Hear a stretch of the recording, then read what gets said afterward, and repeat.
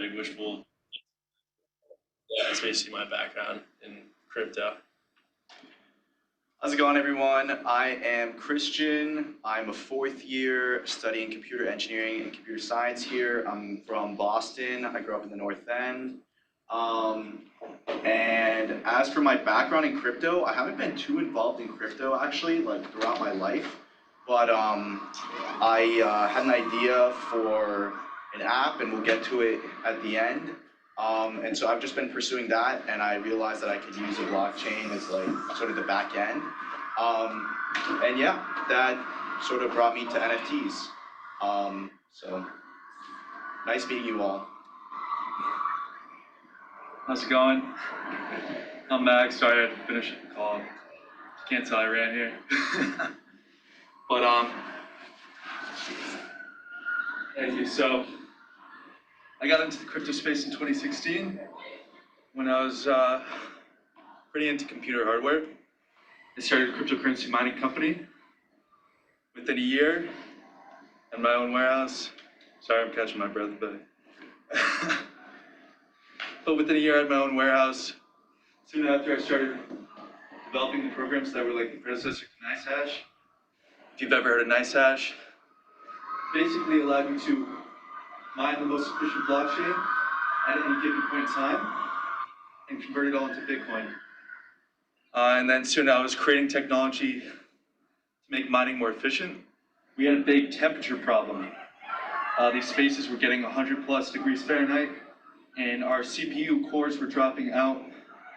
So we just made a pretty simple temperature monitoring circuit. It was like a voltage divider. And it would monitor the temperature of these CPUs and enforce a cooling sequence to prevent CPUs from dropping out to increase mining efficiency. I kind of stayed out of the space for a little bit. In late end of 2017, I was going for a new round of funding for my business. And the price of Bitcoin in December, this was all in December, started sharply decreasing. So my investors wanted to wait a little bit. And obviously Bitcoin went to $4,000 a coin. So they never put that next round of funding in. The business closed down at the beginning of 2020. Unfortunate timing, but the whole experience really taught me that cryptocurrency mining isn't really the way to go. If I had taken all that capital and invested it in the cryptocurrencies outright, I'd have a lot more money today. So in early 2020, I started working on developing with a few different cryptocurrencies. DRC and Bao Finance I helped work with. I helped them find applications for the cryptocurrencies to give them more direct value proposition. Because a lot of cryptocurrencies in the decentralized space are really just used as governance tokens, which means you use them to essentially vote on the future of the protocol. And a lot of them didn't really have any direct value. So it's basically trying to figure out where they can implement protocol fees to add more value to their cryptocurrencies, where their DAOs, their decentralized autonomous organizations, would go and have control of that pool of protocol fees. So they could use it to, let's say, they could all vote and agree that we should use the money in this pool to put it behind our liquidity pool, which is where your cryptocurrency has value. In a liquidity pool, you have your cryptocurrency paired to a common asset like Ethereum, for example, because your cryptocurrency isn't worth anything unless you're pairing it directly to something. So in this case, let's say BAO, one of the cryptocurrencies, was paired to X amount of Ethereum. So these people who held the governance token, the BAO cryptocurrency, could all vote together, hey, we have $10 million in our DAO right now. Let's put all that money into the pool. So that means their cryptocurrency, they put $10 million of ETH into the pairing with it, would be worth $10 million more because it's paired directly towards $10 million more of Ethereum. So now I'm working on my own protocol. Before, a few months ago, I got deep into the NFT space. I worked on a project called Deadheads. We did $3.8 million in sales in 20 minutes. We sold out in July of this year. Or actually, it was June of this year, which was a cool experience. I left the team to go work on my own protocol. I was mainly an advisor for them, helping them with their smart contract development. And now I'm working on the world's first decentralized NFT marketplace with rentable and fractional NFTs without the need to provide collateral. It's a new protocol called EIP 2615, Ethereum in progress. We're not sticking to the standard of the protocol, we're actually deviating from it slightly to make things more applicable, or better adapting to our program. But it's going to have zero protocol fees, and the way we're able to have zero protocol fees in our marketplace, like Opensea, which is obviously the world's largest NFT marketplace, they have a 2.5% fee on every NFT.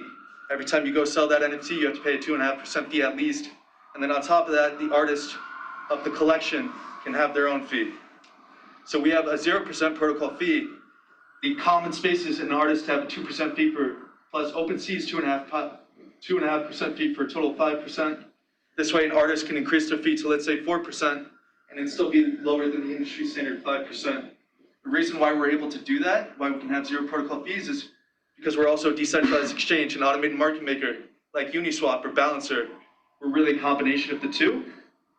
And because we have fractional NFTs that are represented by ERC20s, which are cryptocurrencies, that's how we create these fractional NFTs, to give them liquidity so you can trade with them as a liquid position, so you can cash in and out of it whenever you want.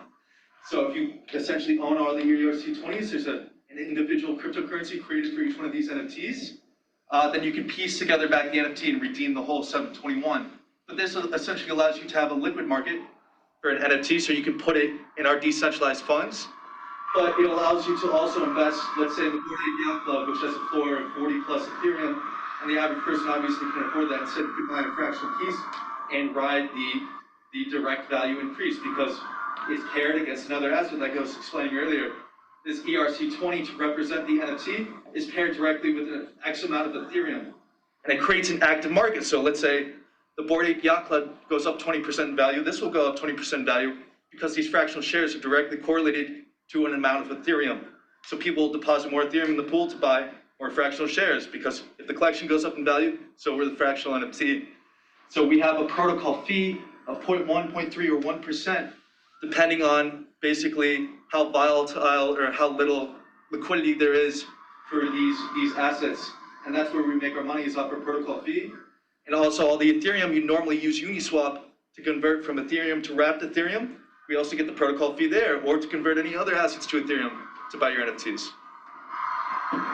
Thank you, Max. Now let's just, everyone here might not know exactly what an NFT is, so we're just gonna hear from our guests on what their definition of an NFT is.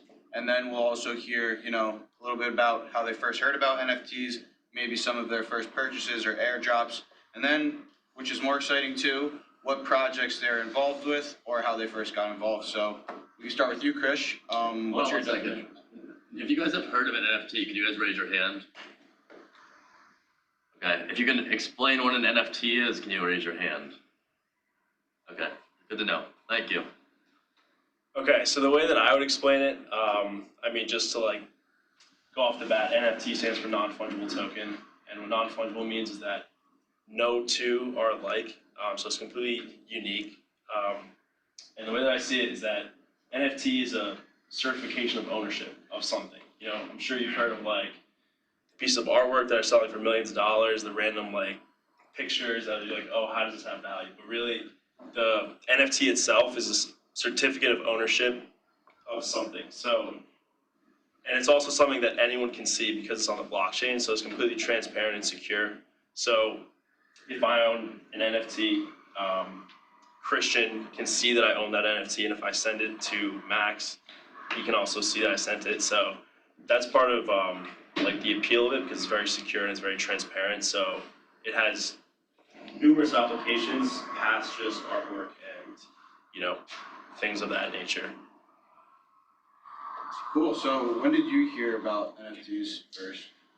I heard about them in 2018. I'm not sure if you guys have heard of the project CryptoKitties.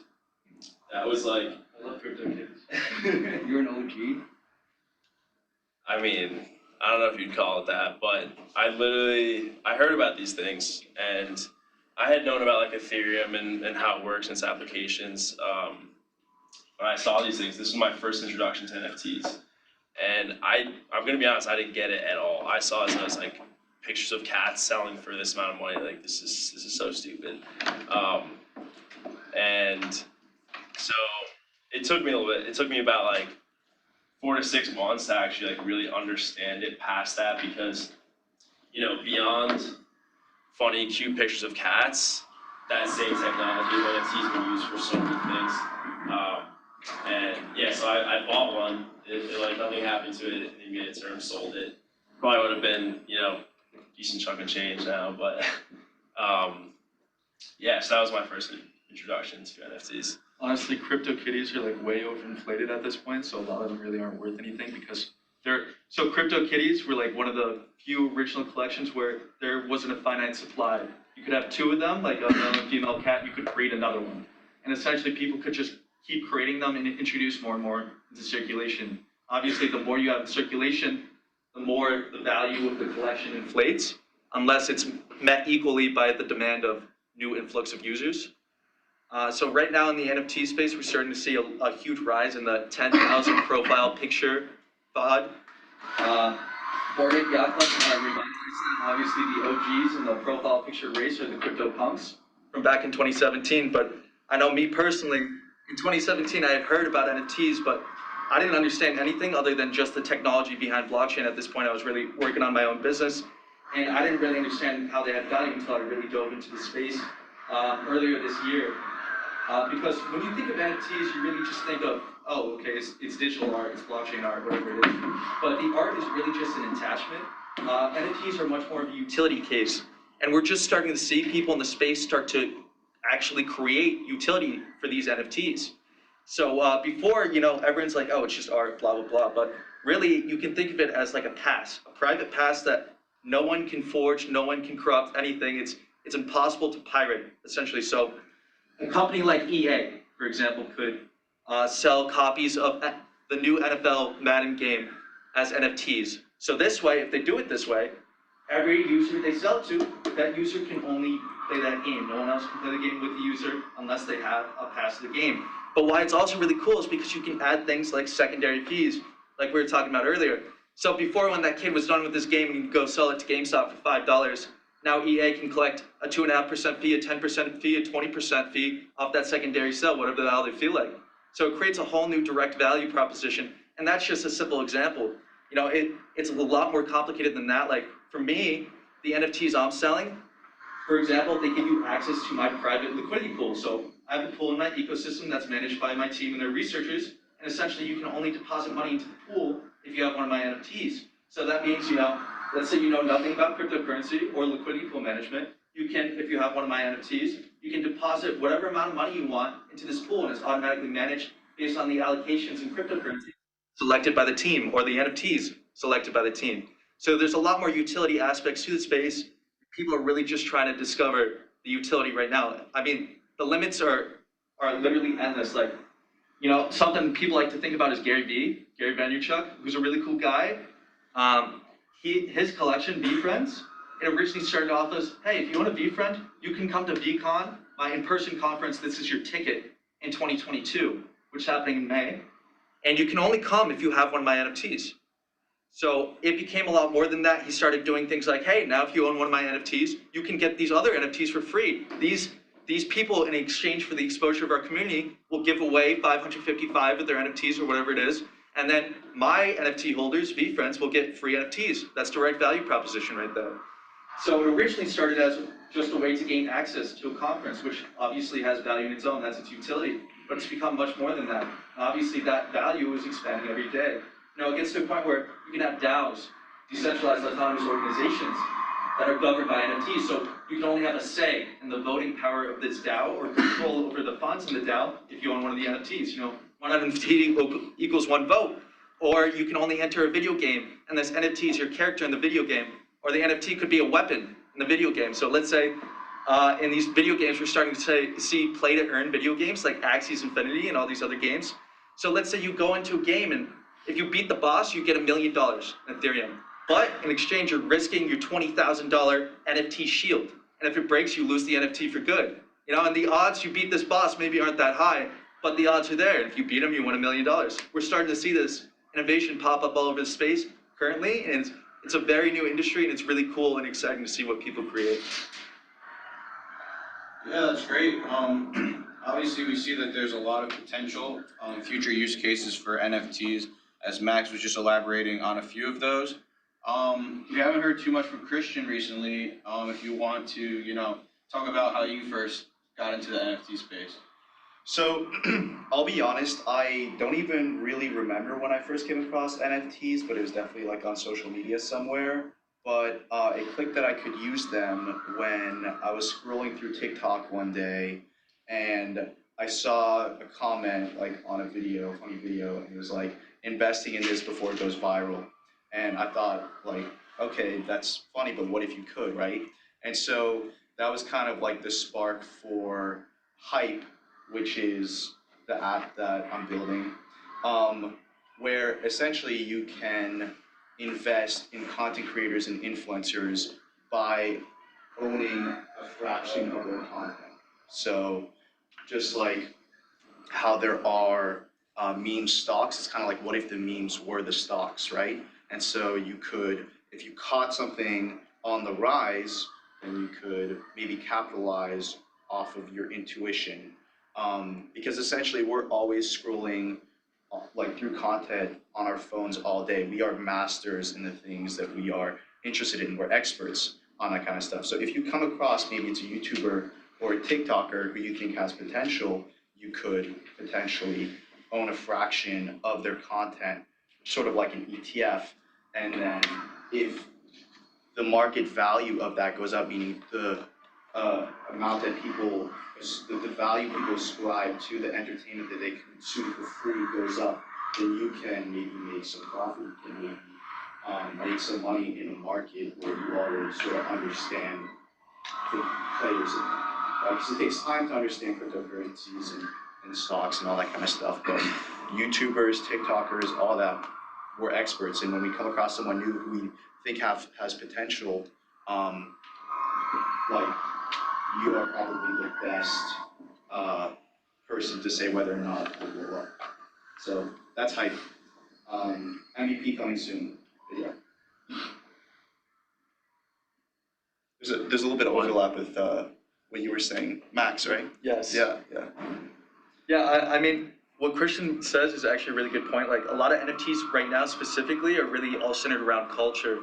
If you hop into any one of these NFT group Discords, you'll see like people are just like projects that are really popular, like the Bored Ape Yacht Club, or projects on the rise. Like you see projects like Cool Cats, the Koala Intelligence Club, all these random profile picture projects that are worth millions of dollars, or in some cases like CryptoPunks billions and Bored Ape Yacht Club. You hop in their Discords and people are talking 24/7, like people are having like the craziest conversations. If you're into the space, you have to get into Discord and you have to get into Twitter. Crypto Twitter is something else. You just have to hop into these spaces, Twitter spaces, and you can just sit there, relax, just listen to people talk, and you'll learn much more than you will from doing anything else. You can watch videos or anything, because you can hear people talk about the space, why it has value, why certain collections have certain utility, and you can learn about the culture of the space, and this is the best way to do it. Hop into Twitter spaces and hop into Discord. And if you do hop into one of these Discords, you'll quickly see like how intoxicating the culture is. Like, people are addicted. It's the opposite of toxic, actually. Everyone's super nice in most of these groups. It's not like the cryptocurrency world where people are toxic. And the NFT world is like mainly, the main audience is between 30 and 50 years old. And most of these people are like older white dads, like looking to vibe. It's actually pretty crazy. I've met the coolest people in these spaces, I won't lie. And everyone is actually like on a really good vibe. People are having a great time. And the space is really respective. You see a lot of like really cool new emerging artists in the space. A lot of people are kind of trying to reinvent themselves in the space. But if you hop into any one of these Discords, you'll see how positive the vibes are and why people are addicted to the culture behind NFTs mainly. That's really the most direct value in any NFT project right now is the culture, because most of them are just about the art. Yeah, so Chris also has his own project he's working on in relation to NFTs. We just heard from Max and Christian about what they're doing in the space, so the floor is up to you now if you want to elaborate. Yeah, so what we do, we're called Reading Exchange. My co-founder Blake is actually in the back there.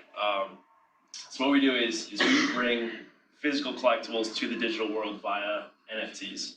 So as we described before, you know, the common thought around NFTs right now for people that are not super into the space, like, oh, digital artwork, digital collectibles, and all like things like that. So what we do is we use NFTs as a license of ownership to an actual underlying physical asset. So we're starting right now with Pokemon and sports cards. You know, it's a multi-billion-dollar industry right now. So we're taking that existing industry, bringing it into the world of NFTs. So users can take a picture of their cards, ship them to us. We have a warehouse that's like a very secure facility, temperature controlled. And then once those are processed, we verify their authenticity. We mint them as NFTs where users can instantly buy, sell, and trade them with other users. And the actual physical asset in our inventory doesn't move at all. So think of like if you wanted to go on eBay and buy like a $10,000 Pokemon card. First of all, you can't verify if it's authentic. Second of all, you have to wait 3 to 5 days for it to come and say like you're someone who's doing this very often for profit. Like it's kind of just huge inefficiency. So by utilizing the NFT technology, we're able to actually reduce all the inefficiencies in the current collectibles market while giving people a new way to collect.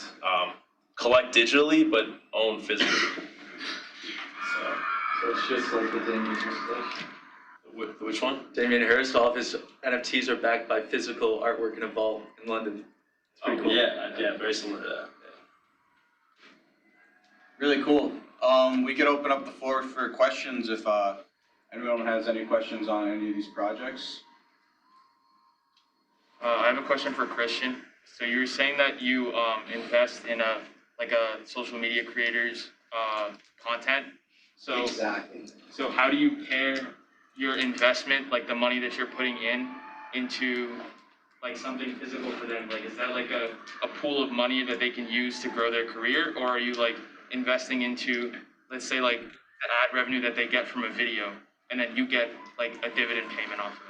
So we definitely want to do dividends, and we want to do the same for like artists, so that we can cut out record labels, so they would get like a dividend of the stream revenue. But basically, like we're not commodifying human beings, right?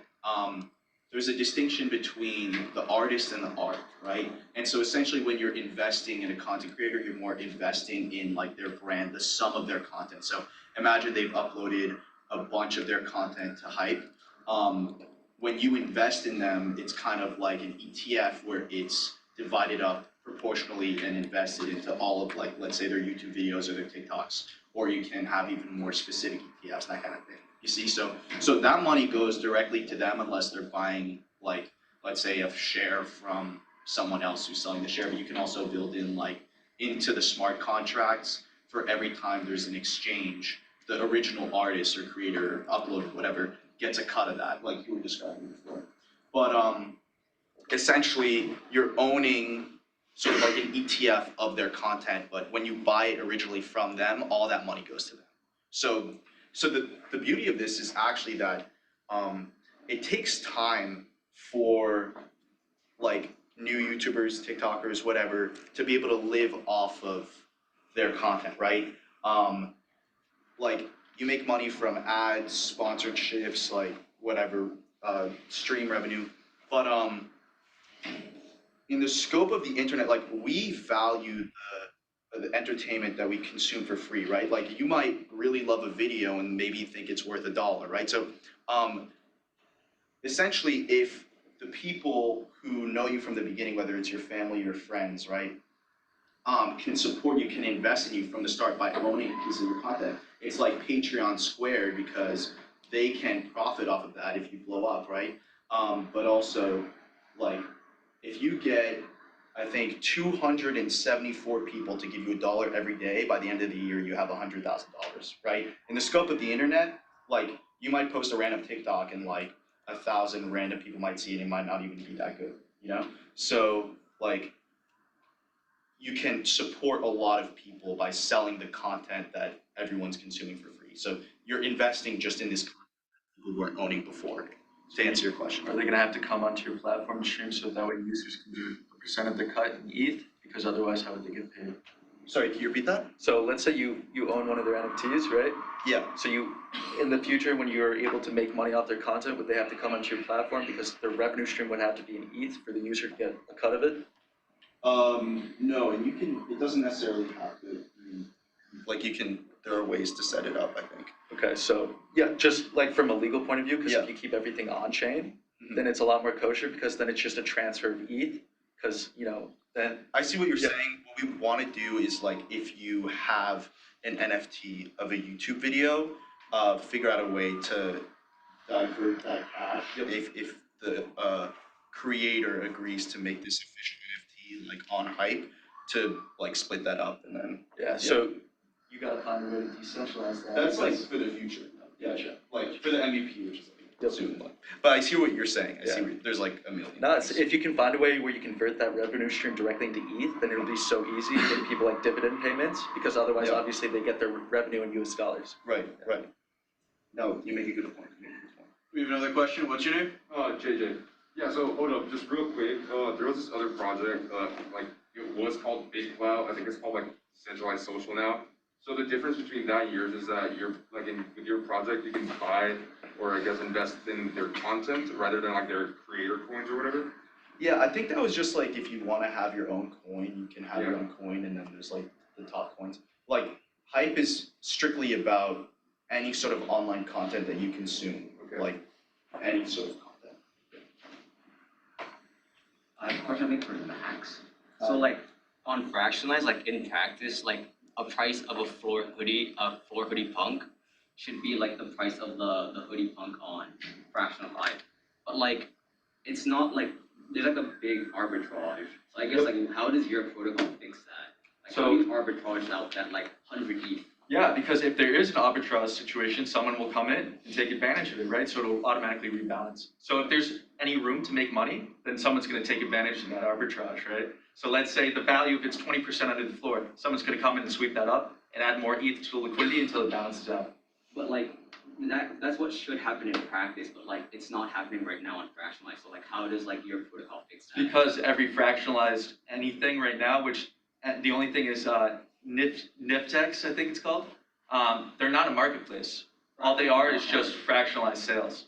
So they don't really have direct volume, like they don't have a lot of users on their platform. All it is base interactions, and they charge crazy premiums on every transaction because that's the only way their protocol makes money. My protocol doesn't make money off that. We have like the 0.1% fee, but they have like 20% margins.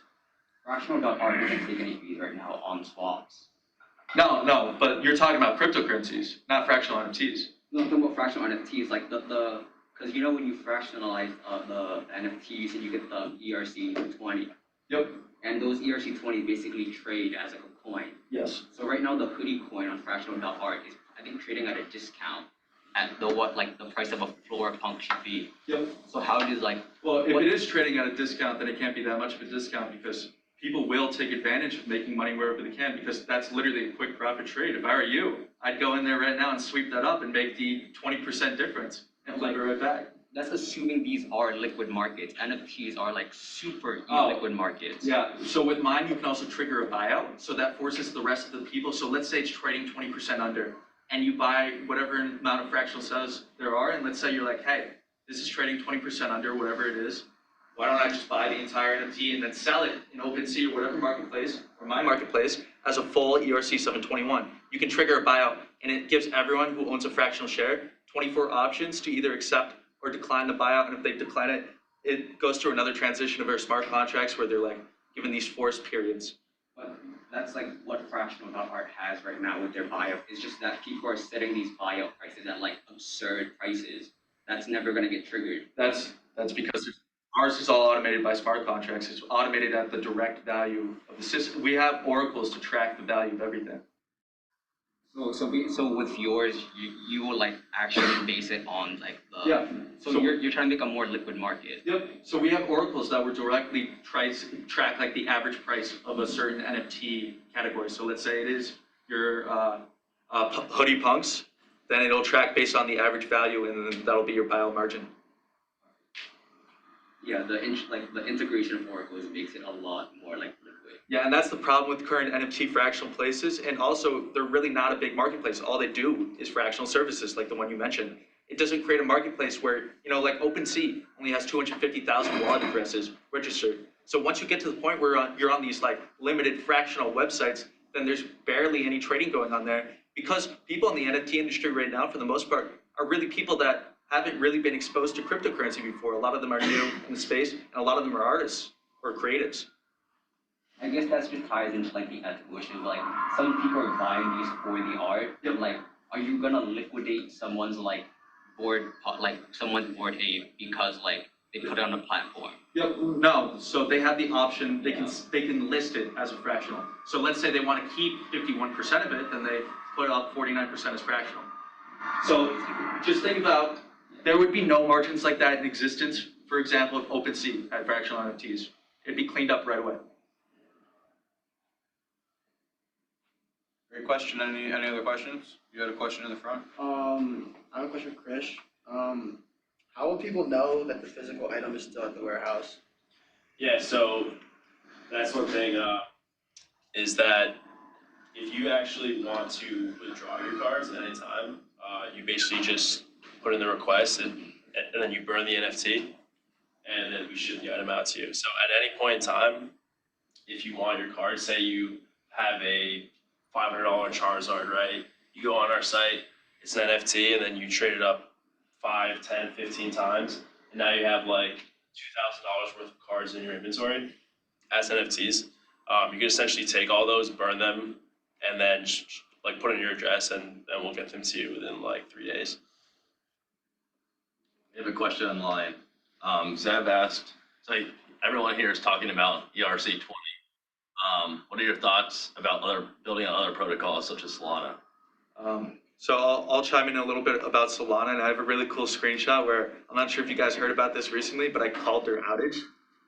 And the problem with Solana is it's too centralized of a blockchain. Solana controls about 40% of their nodes, which is obviously a huge issue, because if the nodes they host in-house go down, like we just saw recently, then the whole network comes down.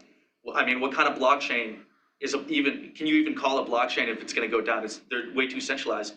And to create a node on the Solana blockchain, you need a computer with at least 128 gigabytes of RAM and like some other bullshit requirements that is going to cost you at least $50,000. So the barrier to entry for anyone to create a node for Solana is extremely high. So really, the reality is the blockchain is very centralized, and the problem is they can go out and down anytime. And the reason why it's so centralized, the reason why you need these supercomputers, is Solana likes to brag about their TPS, their transactions per second. And in order to maintain this crazy high TPS, they need supercomputers. And now the thing is, anyone can create a network of supercomputers. The question is, how do you decentralize it? And that's my problem with Solana. Can you quickly explain what a node is? Oh yeah, so basically a node is like, the easiest way to explain a node is it's like you as an individual can go and essentially support the blockchain. You can create space where you can essentially like route the blockchain through you, so you can contribute and work on improving its efficiency.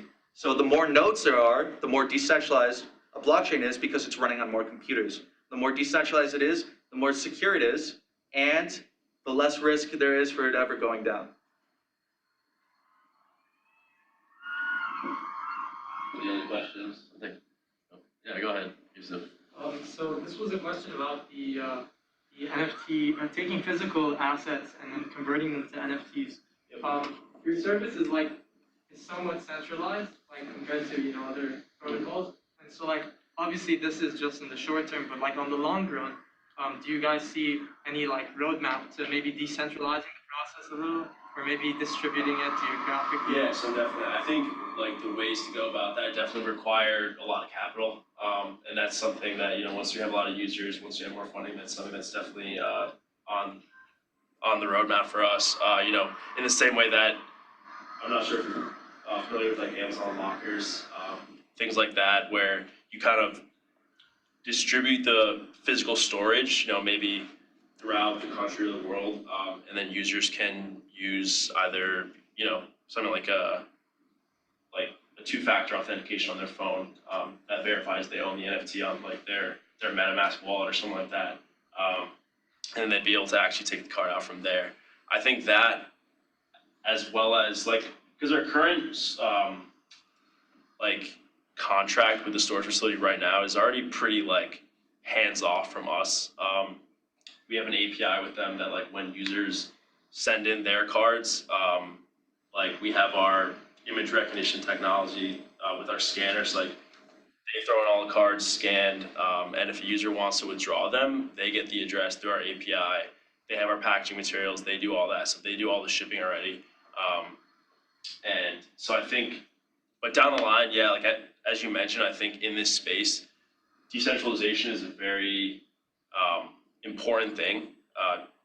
And so like down the line, that's definitely one of our priorities for sure. Something you may want to look into is DAOs can now create LLCs in the state of Wyoming and Vermont. Yeah, we saw that. So you could essentially have a decentralized autonomous organization on a warehouse or something like that. And then eventually you can get to the point where it's all managed by robots, you know? I mean, obviously Right. that's well down the line, but that'd be a way to decentralize the process. I have a question. Okay, so these guys are all Northeastern students. So like, how do I get involved in like learning about NFTs? I don't know, minting my own NFT. How hard is it to mint an NFT? Like, where can I do that? I can send anyone a video, like I have resources on my Discord and things like that. It's very simple.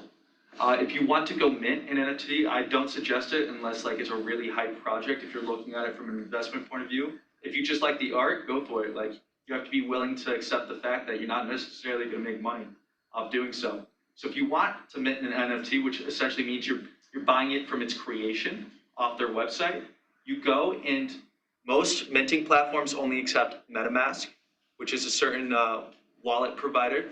And you essentially have MetaMask as a Chrome extension browser, or you can use the mobile application. And you go onto their website, and on the mint date and mint time, you click mint. But if it's a really popular collection, something known as a gas war happens, where essentially everyone's competing to see who's willing to pay the most amount of money to have their transaction go through first. Like I was talking about earlier, the collection I used to work with, Deadheads, who sold out in 20 minutes. What went on there was a gas war. So people were paying like hundreds and hundreds of dollars, in some cases even thousands of dollars, to essentially cut the line to make their transaction be processed quicker. Your gas is essentially the amount of Ethereum. It's measured in Y, which is 10 to the negative 9th Ethereum is measured in Y. It's how much you're willing to pay to the miners, the people who move transactions around the blockchain to push your transaction. So if you're willing to pay them a lot of money, they'll move your transaction a lot quicker, and it gives you that chance to mint, because sometimes these mints can sell out very quickly. How'd you get involved with Deadheads? Because that was like a pretty big project. Oh, you know about Deadheads? Yeah, I was gonna mint it, but I was like, I saw like gas fee, and I was like, okay, no, I can't do this. No, so Jeremy and Tempo, the creators of Deadheads, their original project was called AI Art House. They're very nice. They're two guys from Vancouver, Canada, and Tempo is an AI engineer. It was actually the first project I ever got into on Opensea. I saw on their front page. That's what got me into NFTs. And I was chatting with them. I was just giving them suggestions. I was like, hey, you guys should create a Discord. You should come into the space, foster the community, because, it was what was popular and still is popular in the space. Wait, were you talking to them through Twitter or like in person? I actually emailed them. Okay. And always reach out to people. You never know what kind of connection you're going to make. It'll boggle your mind, especially in this industry. Yeah. So I emailed them and I'm like, hey, you guys should do this, this, and this, and I think you should add rarity traits to your NFTs and some other things. And they liked what I said, and basically I helped them set up their Discord. They're new to the industry. And their next project was Deadheads, and they were like, hey, we know you know a lot about smart contract creation and all this other stuff. The guy who created their smart contracts, his name is Drop Acid. He's a really cool dude from Texas. But so basically I just gave them suggestions on how they should implement their contracts. It was basically an advisory role, and how they should create their current contracts. Like now they have burning functions, they have dead tickets where you can redeem these NFTs to actually collect assets that are props in their TV show. They made a TV series. They're actually making a Hollywood feature film next, an NFT show. So all the characters in the movie and in the TV show and all the props are actual NFTs that they use. Their NFTs are 3D figures, so they can rig them and use them in the shows. And all the voice actors are members of the community. The guy who runs the production, his name's Paul Allen Hunton. He's a 4-time Emmy winner. He's really cool too. But it's just I literally got into it by randomly talking to a dude I didn't know one day. Also, I remember that Steve Aoki bought one, so is he gonna Yeah. be having like music on the TV show or? No, so Steve, talking to Steve was actually really cool. So like our artist, or the artist at the time, Posy, she's an amazing artist from Russia, and she was just, we're like, hey, let's create this custom Deadhead NFT for Steve Aoki because he already had a bunch of Deadheads, and we were like, all right, we'll push it. And literally what we did is we DM'd him on Instagram and on Twitter. We finally got in touch with him on Twitter. And he was like, sweet, how do I get one of these? He DM'd us on the official Twitter account. He's like, is this account legit? We were like, yes. He's like, fuck yeah. And then he made it his profile picture on Twitter for like a month, which is really cool. It brought some traffic over. But we also did it for Des Bryant and a few other people. Matt Kalish, who is the co-founder of, what's it called? It's that gambling NFL, DraftKings. Yes, DraftKings. He's also big in Deadheads. I get to talk to him all the time. He's really cool. Gary Vee is, he has a bunch of Deadheads. He's a really cool guy too. But literally, I've gotten involved in all these things just by randomly talking to people or hopping into these Twitter spaces where you get to meet the absolute coolest people. Like even if you're initially like, it's always good to go up and talk and ask questions. Everyone's very polite and nice in the industry. But even if you don't want to, just sit back and listen to a space and see what people talk about. Never hurts to reach out, yeah. Yeah, Even if it's 100%. email, Twitter, or something, just, I don't know. It's always nice to play the student card, or just say, if you have questions, then ask away. You never know what kind of responses you're gonna get. I just had a friend from Bentley, Alex, we hosted an event with them. He just randomly emailed the Cardano CEO and he responded. So now they're setting up an event with the Cardano CEO. But, Get him over to Northeastern. yeah, we'll see. Yeah. Like even if you don't worry about spamming people, like if they don't respond to you, they just didn't see your message or didn't have the time to go over it. Like don't be afraid to spam people in the industry. A lot of these people are like love talking to new people, but like if it's materials you can learn about easily on the internet, don't bother anyone. Like you will at least know some of what you're talking about. Like don't waste people's time. Like people love to talk to people. People love to help people. But it's got to be the kind of questions and material where it's not like, okay, you just stepped in this space and now you're trying to ask, let's say Posy or Gary Vee or whoever it is, you know, hey, how do I mint? You know, it's definitely choose your questions wisely because if you do have time with any of these people, it's going to be a quick second and they'll decide whether or not they want to respond to you within a few seconds. I have one question online. I can go down the line. Chris, you want to start? What are your recent NFT purchases, if any? And are there any exclusive NFT Discord communities that you're a part of? Okay, so I'll start with Discords. There's one called like Sniper. There's this guy, his name is like Big Dog on Twitter. He's really big in NFTs. And then there's one called The One. I mean, like all these, that it's really just people talking about NFTs 24/7. You can hop in there at any time. Everyone's like, oh, what are we minting? What are we minting? What are we buying? What are we buying? It's pretty hectic, honestly. Like I think in the last 2 to 3 weeks or so, I've taken a break from like the actual like buying and selling of NFTs because it's just really stressful. And like honestly, like you're gonna get burned more often than not. Yeah, so those two, and then some projects, I guess. I had a few 24px cats. I bought a koala and then sold it way too early. No. For like 20% only, which is like hurts now. And then honestly, just like a few other projects where I liked the art. Some I thought like might have been investments, but like, you know, either aren't doing too well or just, you know, I like having them in my wallet.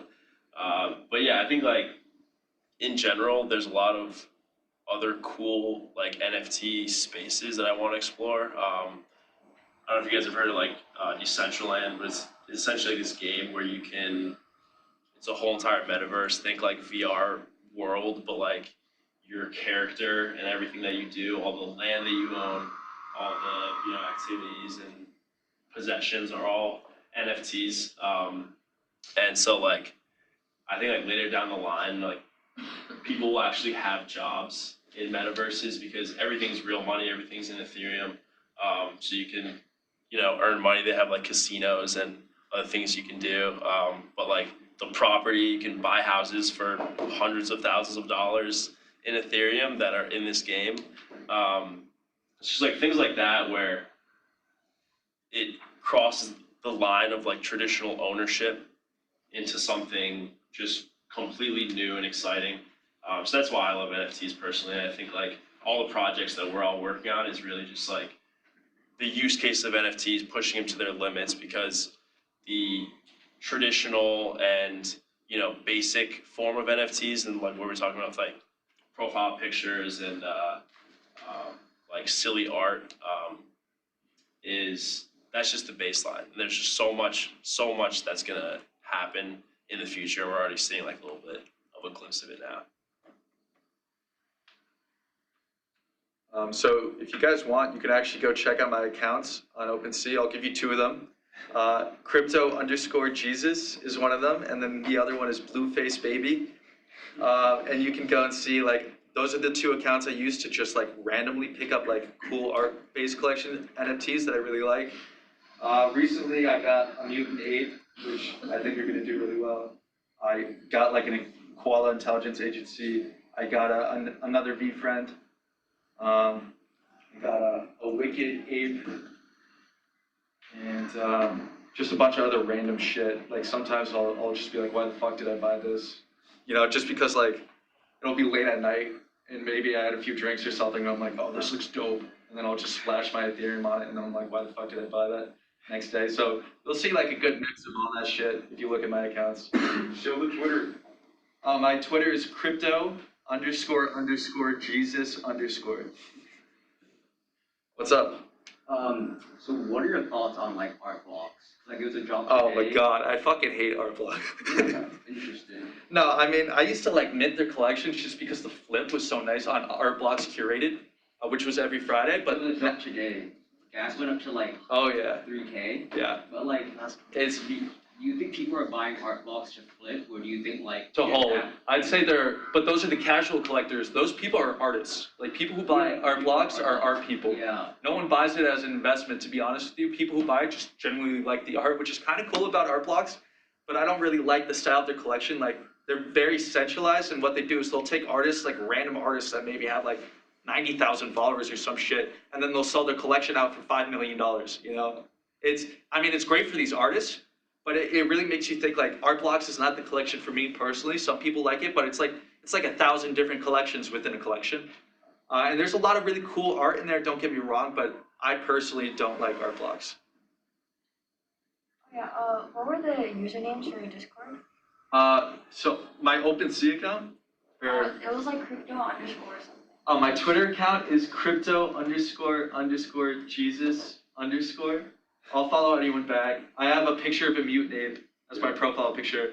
And what were the other ones? So my Opensea accounts, if you want to see two of my like really public Ethereum addresses, these are the ones I make my bullshit trades with, is crypto_Jesus. And then the other one is Blueface Baby. Wait, what's the platform? Opensea, that's the largest NFT marketplace in the world. They were just evaluated in their third series of funding at $1 billion.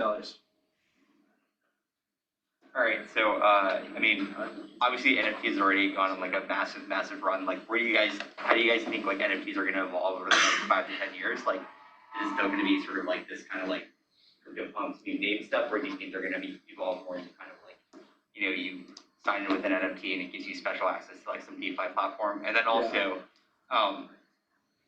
like, where do you, like, what's sort of like, how should people start to think about playing the NFT market going forward? Because like obviously like I don't think anybody in this room is going to go out and buy pump and like hold it. So like what's like sort of like the next step? Yeah, I mean honestly the utility is endless. Like I said earlier, you can do whatever you want with it. It's just essentially a key. You say, hey, the smart contract that originated this 10,000 piece collection has a single contract address. You could say, hey, every one of these NFTs has a single vote in my DAO, and you just plug the contract address in there. Or you could say, hey, this gives you access to this crypt in the metaverse or this special house or whatever you want. Like people will come out with the craziest shit and it will be really cool. I'm not gonna lie. But like right now in the space, what we're seeing is way over saturation in 10,000 PFP projects. everyone's releasing a 10,000 PFP project, and now most of them aren't even getting close to minting all the way. So people are just starting to explore utility because they need something to sell their project other than the art, because it's way overinflated with the 10,000 PFP projects. Right now is actually, I would say it's a really good time to get into solid NFT collections, because there's only 250,000 registered wallets on Opensea, which probably means about 100 to 150,000 people. You compare that to the size of the amount of people in the cryptocurrency space alone, which is about 100 million users.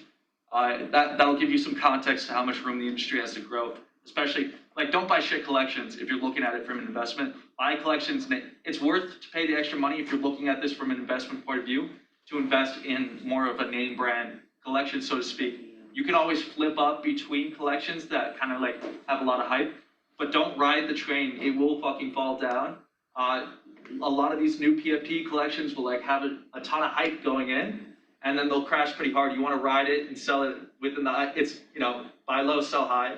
If you're looking to flip, then that's the best advice I can give you. But if you're looking at it from an investment point of view, buy a solid, almost name brand collection and just hold it, and you'll be fine. Like, let's be real. If you own a CryptoPunk, never sell that, and it'll be the most valuable thing you will ever purchase in your life. We have time for one more question. If anyone has anything. Go ahead. Yeah, so it was a question about Solon, your protocol. Yes. And so like it says that it helps mitigate impermanent loss. Yep. And so I was kind of wondering how you do that. So we do it by introducing a new type of fee that's actually on the user side. So all DeFi in automated market protocols, all their fees are impermanent loss, which is on the liquidity provider side, right?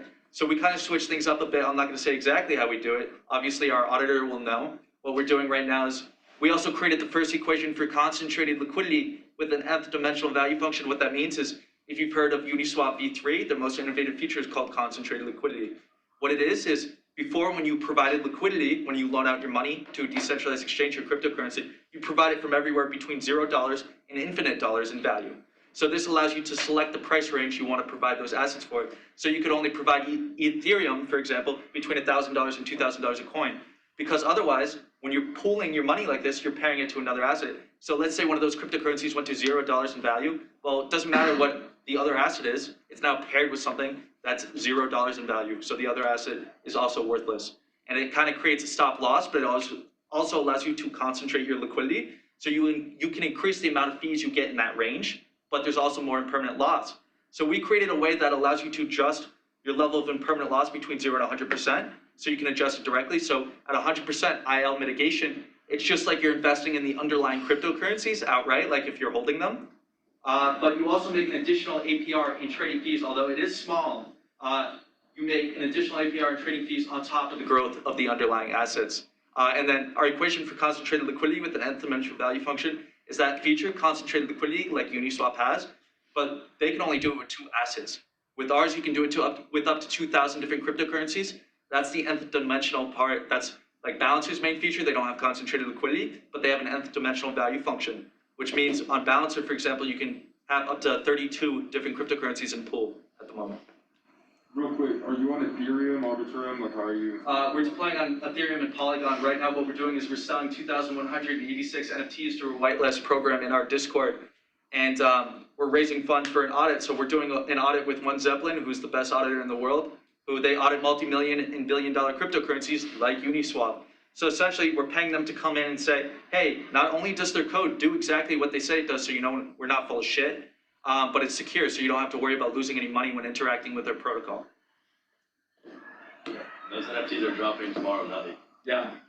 Would it be possible for you guys to like send out an email with like all your personal projects, or like not just like the stuff? I'll be sure. If you check our Instagram later, I'll post a Medium article with all the updates and where you guys can find these projects and how to get in touch with them.